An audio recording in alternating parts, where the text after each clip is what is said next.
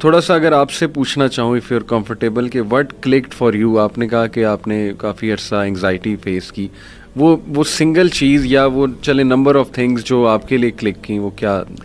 جسے میں اپنا بدترین دور سمجھ رہا تھا وہ بہترین دور کا آغاز تھا. اچھا. پہلے ہوا میں اکیلا، کیونکہ میں نے ایک ڈیسیجن لیا، سب نے چھوڑ دیا، ٹھیک ہو گیا.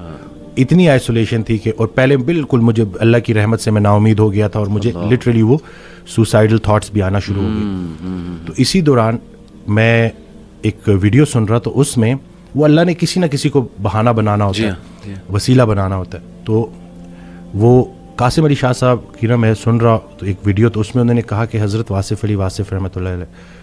تو میں نے ویسے ہی نا میں نے سرچ کیا، تو پہلی ویڈیو جو سامنے آئی وہ تھی غم. تو اب وہ میں نے کلک کی، کیونکہ اب وہ جیسے میں نے کلک کی تو اس میں الفاظ یہ تھے کہ غم میں غم دینے والے کو یاد رکھنا، یاد رکھنا تیرے رب سے سب سے قریبی رشتہ سجدے کا ہے، اور اس سے بھی قریبی رشتہ آنسوؤں کا ہے. آنکھ میں آنسو ہیں، سر سجدے میں ڈال، نام محمد آہوں میں، دیکھ یہ غم تجھے کیسے سرفراز کرتا ہے. یہ وہ موتی ہیں جو تجھے تیرے مقام سے آشنا کریں گے. غم سے گھبرانا نہیں ہے، غم کو ریڈ کرنا ہے. وہ حدیث شریف نہیں سنی کہ جس باپ نے 3 بیٹیوں کو پال پوس کے بڑا کیا اور رخصت کیا، یعنی کہ رخصتی کا غم برداشت کیا، جو 3 دفعہ، کیونکہ جتنی پیاری بیٹی ہوگی اتنا بڑا غم دے کے جائے گی. تو جو 3 دفعہ اس غم سے گزار دیا گیا، اگلا مقام اس کا رسول اللہ صلی اللہ علیہ وسلم کے ساتھ ہے. تو غم تو تجھے اللہ کے قریب کرنے آیا، یہ شارٹ کورس ہے. اب میرے لیے جو میری تنہائی تھی وہ میری سب سے بڑی سپورٹ اس لیے بن گئی کہ مجھے کوئی ڈسٹریکٹ کرنے والا نہیں تھا. پھر میں نے اور سنا، پھر میں نے اور لوگوں کو سنا، پھر میں نے اسی طرح سے یوتھ کلب، اسی طرح سے طٰہٰ ابن جلیل، سارا. اکثر جب وہ جو تھا، جو لاسٹ جو ہمارا ہوا تھا، تو اس میں نے انہی کی سنی باتیں انہی کو سنا رہا تھا.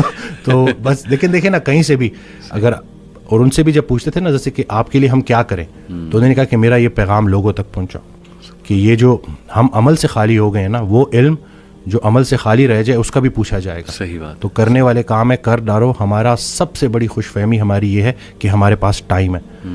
ہم انفارچونیٹلی آخری سانس کو موت سمجھتے ہیں. بچپن مر گیا، جوانی مر گئی.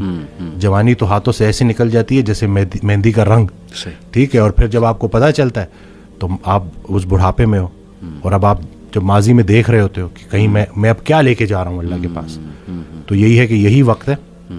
تو جس ٹائم میں گلہ کر رہا تھا، شکوے کر رہا تھا، اور پھر انہوں نے کہا کہ خواہشیں ٹوٹنے کا اور اس غم سے نکلنے کا ایک ہی طریقہ ہے کہ کوئی ایک خواہش ایسی ڈیولپ کر لی جائے جو باقی تمام خواہشات پہ بازی لے جائے، لیکن وہ خواہش ٹھہرنے کی نہ ہو، جانے کی ہو. فکر آخرت تمہیں دنیا کی ہر فکر سے آزاد. صحیح بات، صحیح بات. جو بن دیکھے رحمان سے ڈرتا تھا وہ تب نہیں ڈرے گا جب دیکھے گا. صحیح بات. بلکہ لاسٹ جب میں لاہور آیا تھا تو یہ میں نے وہ ٹی وی لگایا تو وہ قرآن کی، تو اس میں نا اس کی آیت، اس کا ترجمہ کہ قرآن پاک میں اللہ تعالیٰ کہتا ہے، ارشاد فرماتے ہیں کہ تم وہ وعدہ یاد رکھو جو تم نے مجھ سے کیا تھا، میں وہ وعدہ یاد رکھوں گا جو میں نے تم سے کیا تھا. تو ہم نے بس وہ وعدہ کیا تھا.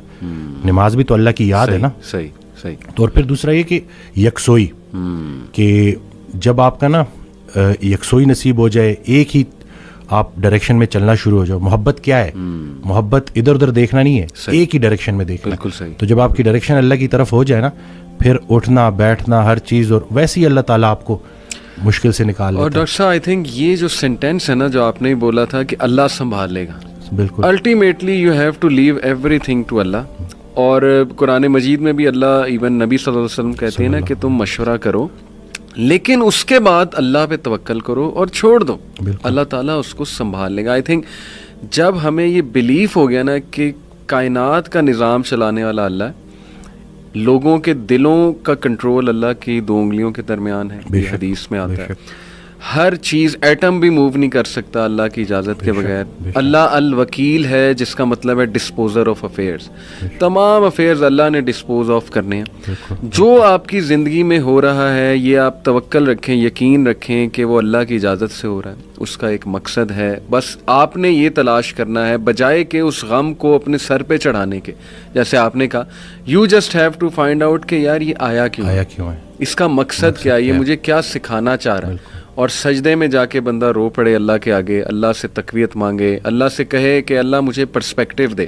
بلکہ میں ایک کوٹ پڑھ رہا تھا، ایون دو ہی از اے نان مسلم رائٹر ہے بہت بڑا، میرے ذہن سے ابھی خیر نام نکل گیا، انہوں نے بڑی کمال کی بات کی. انہوں نے کہا oh my lord make me brave. And مجھے ایسی سکت دے کہ میں اپنے غم سے وہ ریزن ڈھونڈ سکوں کہ یہ آیا کیوں ہے. سبحان اللہ. یعنی ایون دو از اے نان مسلم, لیکن یہ کہ اتنی اس میں عقل ہے کہ وہ یہ دعا کر رہا ہے. تو یہی بات ہے کہ وزڈم فائنڈ آؤٹ کرو کہ یہ کیوں آیا ہے. اور بلکہ میں ڈاکٹر صاحب, ایک میرے دوست ہیں بڑے اچھے اسکالر ہیں, انہوں نے ایک بڑی پیاری بات کی. انہوں نے کہا کہ جب بندے پہ غم آئے نا تو چلو کچھ دیر غمگین رہنا یہ نیچرل ہے, فطری ہے. رسول اللہ صلی اللہ علیہ وسلم پہ بڑے غم آئے. حضرت ختیجہ کی جو ڈیتھ تھی وہ اس سے بڑا غم نہیں تھا. The most smiling face did not smile for months. تو اٹس نیچرل, اوکے. لیکن وہ رک نہیں گئے.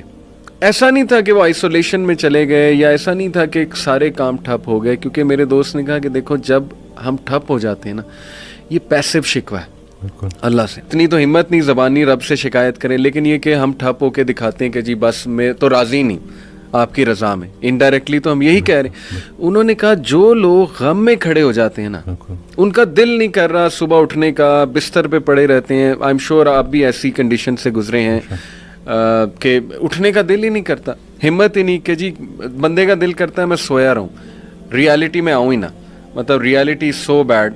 لیکن اس وقت جو اٹھ جاتا ہے نا, یقین کریں, جو ہمت پکڑتا ہے, اللہ کا نام لیتا ہے, آئی تھنک یہ اللہ کو وہ یہ میسج دے رہا ہے کہ اللہ میں راضی ہوں.